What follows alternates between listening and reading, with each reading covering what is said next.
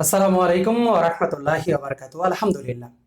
আজকে আমি আপনাদেরকে যে গল্পটি শোনাতে এসেছি, রকমারি.com এর মালিক মাহমুদুল হাসান সোহাগ ভাই একদিন রাজশাহী ইউনিভার্সিটির মসজিদে আসরের নামাজের পরে কিছু কথা বলেছিলেন।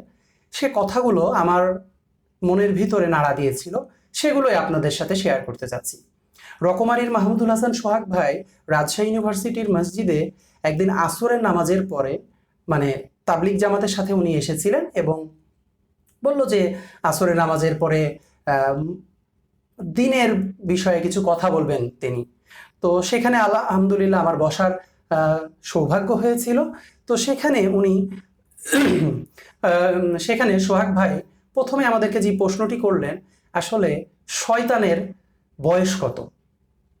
আপনার কাছে কি মনে হয় শয়তানের বয়স কত, অর্থাৎ ইবলিস শয়তানের বয়স কত? তো পক্ষান্তরে মানুষ বলল যে যখন আদম আলাইসাল্লাম সৃষ্টি করেছিলেন তারও আগে থেকে ইবলিস শয়তান।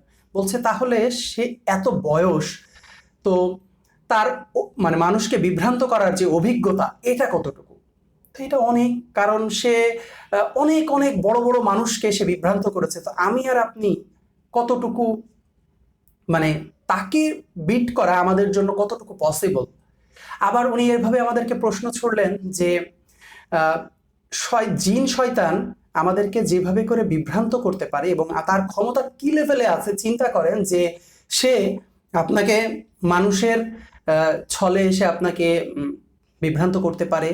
জিন শয়তান আপনাকে আমাকে আমাদের শরীরে ঢুকতে পারে, আমাদের শরীরে ঢুকে আমাদেরকে বিভ্রান্ত করতে পারে, আমাদের চিন্তা জগতে ঢুকে আমাদেরকে বায়াস করতে পারে, আমাদেরকে মানে এমনভাবে সে আমাদেরকে ইনফ্লুয়েন্স করার ক্ষমতা রাখে, আসলে সেটা প্রতিহত করার জন্য একমাত্র আল্লাহ সুবহানাহু ওয়া তাআলার সাহায্য ছাড়া আসলে পসিবল না। তো উনি বলছে শয়তানের ধর্ম কি?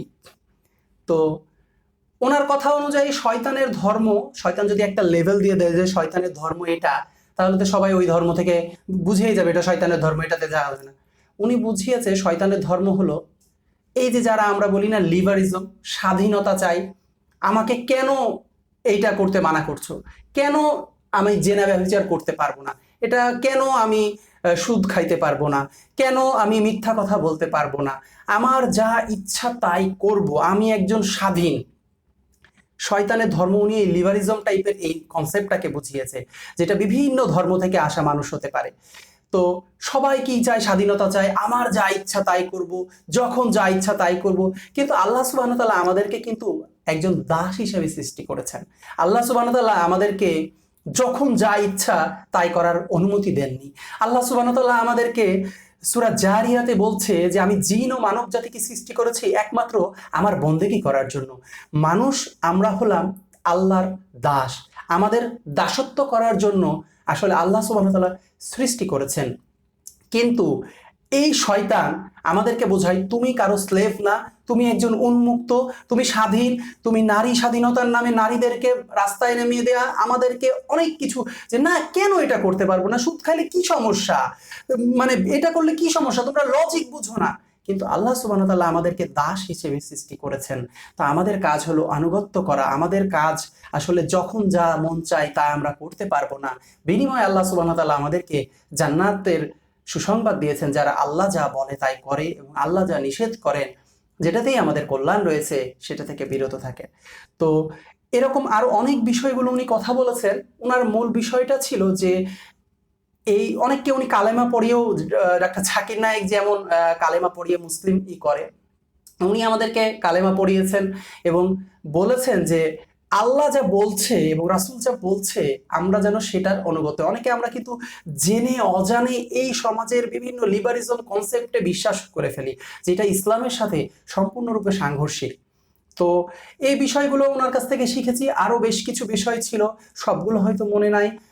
তো আপনাদেরকে আমি যেটা বলতে চাচ্ছি, জিন শয়তান থেকে আল্লাহ সুবহানাহু ওয়া তাআলার কাছে পানা চাওয়ার জন্য সূরা ফালাক, সূরা নাস এবং আয়াতুল কুরসি বিশেষ করে পড়ার জন্য অনুরোধ করছি।